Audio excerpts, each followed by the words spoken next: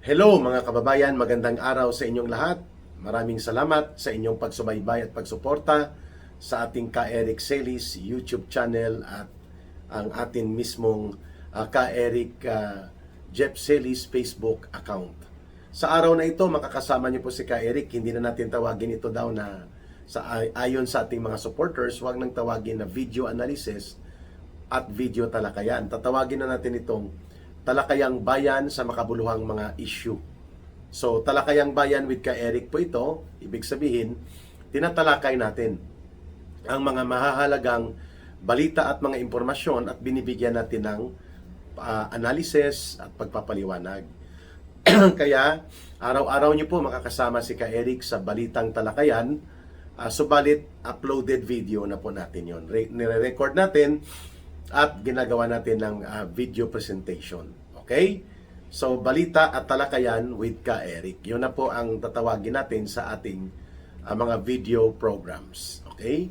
Maraming salamat sa patuloy po ninyong pagsuporta at pagsubaybay sa ating Ka-Eric Celis YouTube channel, sa ating Ka-Eric Jeff Celis Facebook account. Mga kababayan, sa mga suki po natin, huwag nyo rin pong kalimutan sana na suportahan ang ating Bigwas ng Agila. Daily din po kami dyan, halos araw-araw mayroon po kaming episode ni Ma'am Lorraine Marie Badoy, ang aking naging kapartner noon sa Laban Kasamang Bayan, nang binibira natin at dinudurog ang CPP, NPA, NDF during the time ni Pangulong Rodrigo Duterte, at doon po yun sa SMNI kay Pastor Apollo Kibuloy na voluntary support para labanan at tapusin ang communist terrorism ng CPP, NPA, NDF. So ngayon, magkakasama kami ni Ma'am Lorraine Marie Badoy, si Ma'am Lorraine, sa Bigwas ng Agila. So mayroon tayong balita at talakayan with Ka-Eric at mayroon po tayong Bigwas ng Agila. Of course, more than 88,000 na po ang subscribers sa channel na Ka-Eric Celis YouTube channel at utang na loob po namin yan sa inyo. Sa oras na ito, bibigyan po natin ng pananaw itong pagpayag ng International Criminal Court Pre-Trial Chamber, o ito yung Chamber of Judges nila na humahawak sa mga kaso na inireklamo laban kay Pangulong Duterte. At ang naging posisyon po ni dating Pangulong Rodrigo Duterte na hindi na siya haharap pa sa anumang proceedings ng ICC, which was outright, deliberate, and categorical declaration of rejection and defiance, no? Pagtanggi at pagtakwil sa otoridad na sinasabi ng ICC, bagamat matalas ang kanyang naging pahayag, ay tinanggap pa rin po ng ICC Pre-Trial Chamber na kilalanin ang desisyon ni Pangulong Duterte na wag nang mag-appear physically o kaya via online dito sa gaganapin sa darating na February 23, 24, and 25 na reading of charges, no? Bali, babasahin po yung mga charges, parang pre-trial nga sa korte, at kung ano po ang mga inaakusa, ano po ang kaakibat ng mga insidente at mga kaso o mga allegations laban sa kanya patungkol sa inihaharap na reklamo sa kanya sa ICC. So, malaking bagay na rin po, mga kababayan, itong update na hindi na ipipilit pa ng ICC na i-require ang physical presence o kahit man lang online presence ni Pangulong Duterte.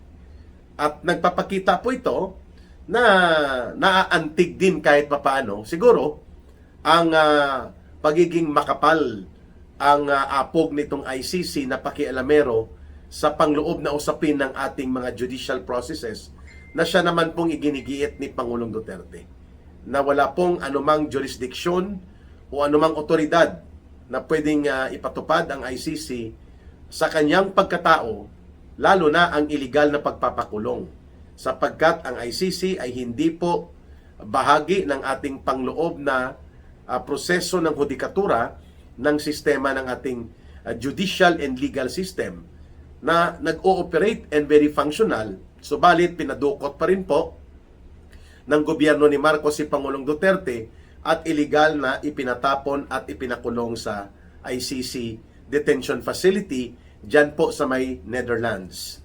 Yan po ay isang hakbang sa bahagi ni Pangulong Duterte na nakikita ng buong mundo na hindi po niya pinapayagan ang ganitong pagpapatuloy na paglapastangan at paglabag na ginagawa ng ICC sa mga batayang karapatan pang-politika at pang-sibil o yung tinatawag po na civil and political rights ni Pangulong Duterte, sapagkat yan po ay ginagarantiya at pinoprotektahan ng United Nations Convention on the Protection of Civil and Political Rights, na siya naman pong hayagan na nilalabag nitong ICC.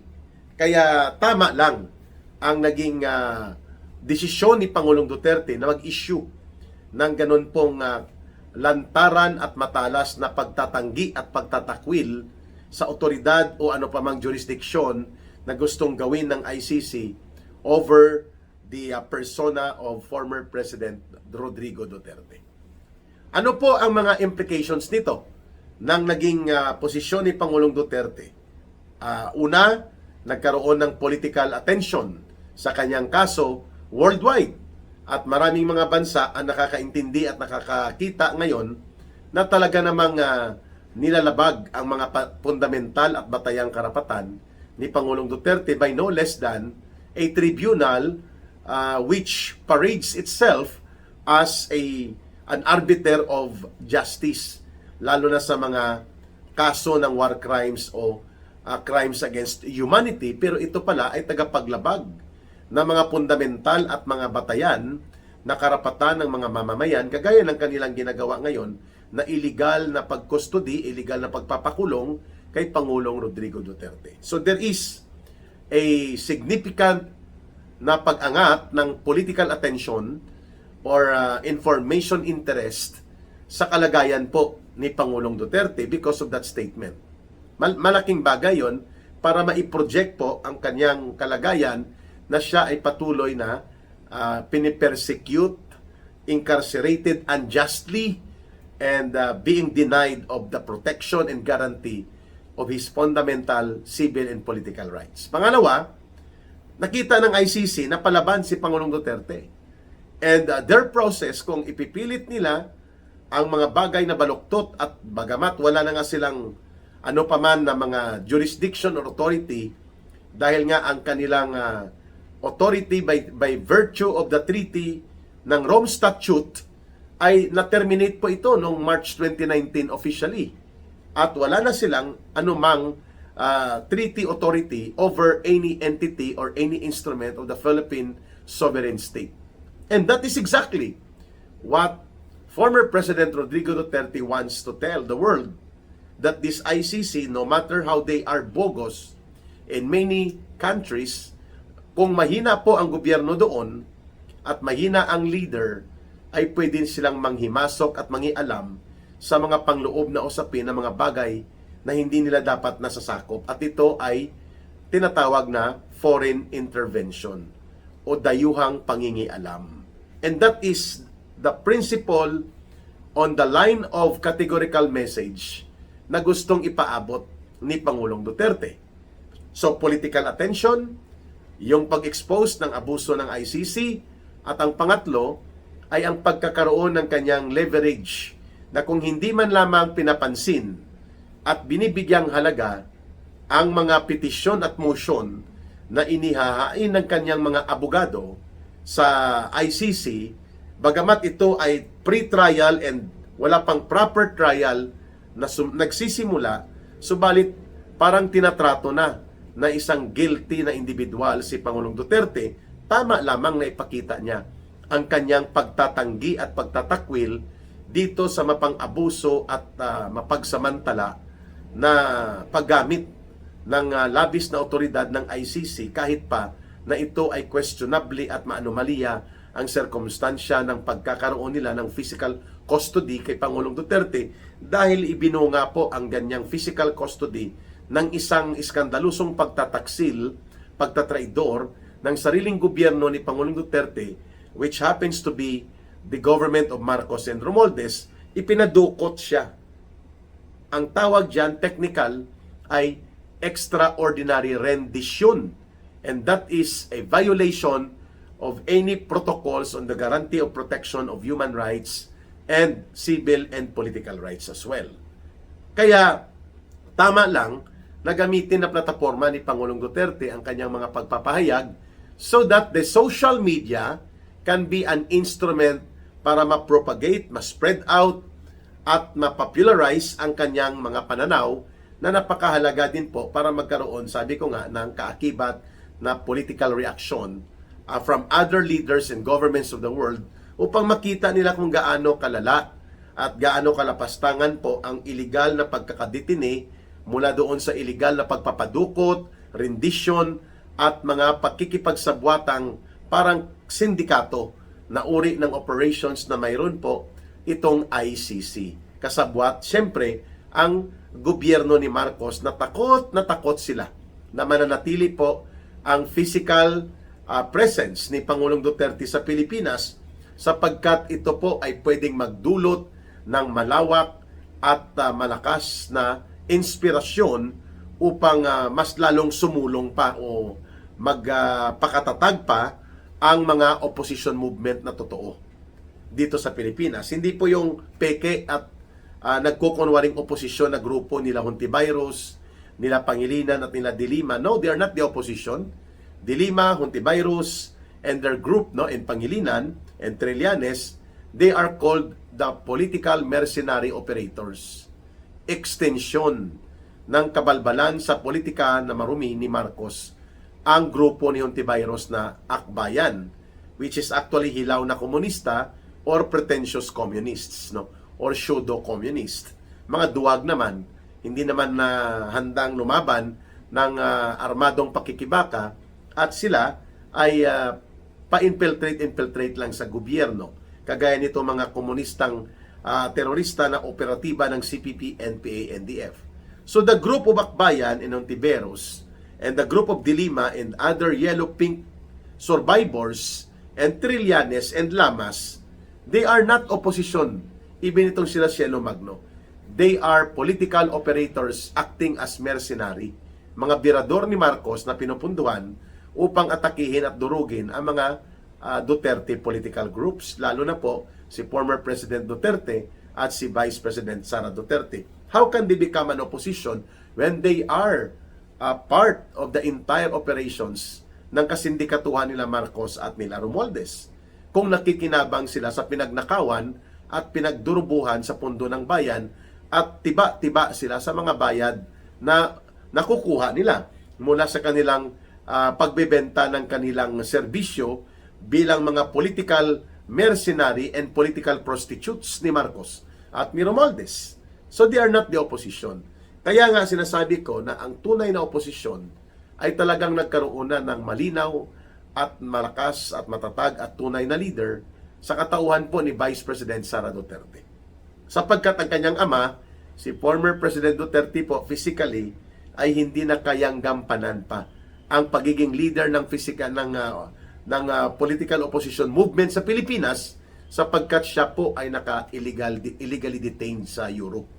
So it is imperative for Vice President Sara Duterte to level up and take up the cudgels and take up the lead sa buong opposition movement na totoo na tumutuligsa, tumututol at lumalaban sa mga kasindikatuhan at kabulukan at abuso na ginagawa ng gobyerno ni Marcos at Romualdez. Not the kind of pretentious and deceivers, mga mapanlinlang at mapanloko na kulokoy na nagkukunwaring oposisyon na grupo daw nila Hontiveros, nila Boy Tartar Lamas, si Trillanes, si Dilima, and even itong grupo nila Leni Robredo. They are not opposition. They are part of the broad alliance ng sindikato na gobyerno ni Marcos at nila Romualdez. Yan po ang totoo dyan.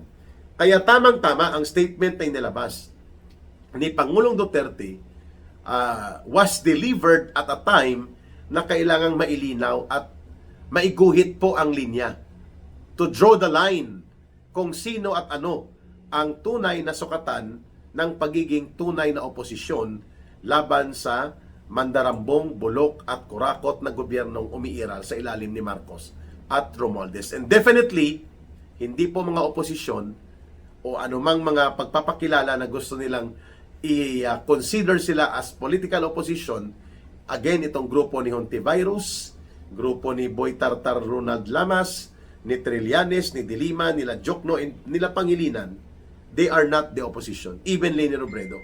They are in the broad tactical alliance in conspiratorial connection, nakikipagsabwatan, ibig sabihin, kay Marcos at kila Romualdez. Kaya maraming salamat, Tatay Digong, for being so timely in issuing your statement. Kasabay po ito ng hayag na pagdeklara ni Vice President Sara Duterte that she is now ready to offer her life, her strength, her future to become the President of this country. At upang maibalik at maibangon ng tama ang totoo at tunay na tapang at malasakit sa isang tama at matuwid na gobyerno. Yan ang tatak ng isang tinatawag nating Dutertismo. It's a system of values and principles na ang layunin po ay maging malakas laban sa kriminalidad, korupsyon, sindikato, terorismo, at dapat malakas ang loob at paninindigan sa pagpapatupad ng tamang rule of law, ng strong political will, hindi para abusuhin ang taong bayan, kundi para ipagtanggol ang kanilang mga karapatan at kabutihan. The way former President Duterte, Rodrigo Duterte, made the lead when he was the president. Yan po ang tapang at malasakit, inuuna at binibigyan ng totoong aksyon at mga gawain at programa ng gobyerno, pati pondo at resources, ang pagpapatibay at pagsusulong ng agendang pangkaunlaran sa hanay ng mga mamamayang Pilipino, lalo na ang mga mahihirap at ordinaryong mga Pilipino. Tapang at malasakit.